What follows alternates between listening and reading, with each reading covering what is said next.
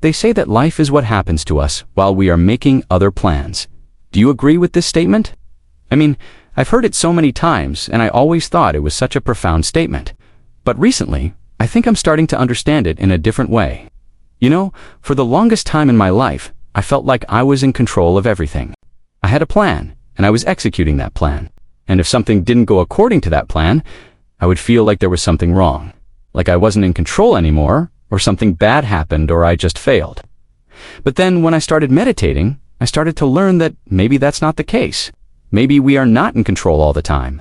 Maybe sometimes things happen, and there's nothing we can do about it. And it's not necessarily a bad thing, because those things that are happening to us, they may not be bad things. They might actually be good things. It's just that our mind perceives them as bad things, because they are not part of our plan. But maybe the plan that we've made for ourselves is not the right one. So the other day I was talking to a friend of mine who is an entrepreneur, and he was telling me how his business is doing and all the problems that he is facing. And he was really stressed out, and he was like, "Oh my God, I don't know what to do." And then I asked him a question. I said, "Do you think that all of this stress that you're feeling is because you're doing something wrong?" He said, "No, I don't think so. I think I'm doing everything right.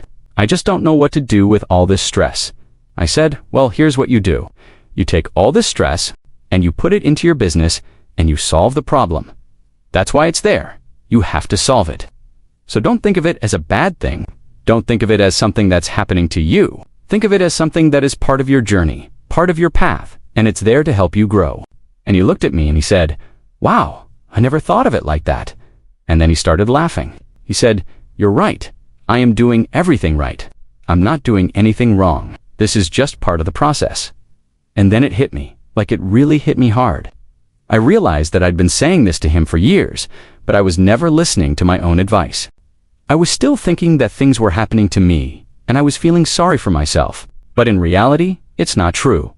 Things aren't happening to us. They're happening for us. We are not victims. We are not going through stuff. We are not suffering. We are going through experiences that are helping us grow, that are making us stronger, that are preparing us for the future. The other day I was reading this book, Siddhartha, by Hermann Hesse. And in the book, it says that every man must carry the stone of his fate, which often looks like a millstone around his neck. But sometimes that millstone, that stone of fate, it looks like a stone, but it's actually a seed. And if you carry it long enough, it will grow into a tree and it will bear fruit.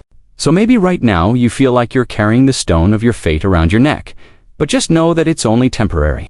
It may not look like it, but that burden that you're carrying, it may be the seed of your future happiness. It may be the seed of your success.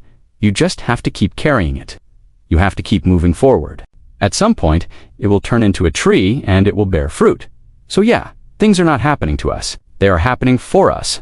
And we should be grateful for that, because we wouldn't be here if it wasn't for all the challenges that we faced, all the obstacles that we overcame.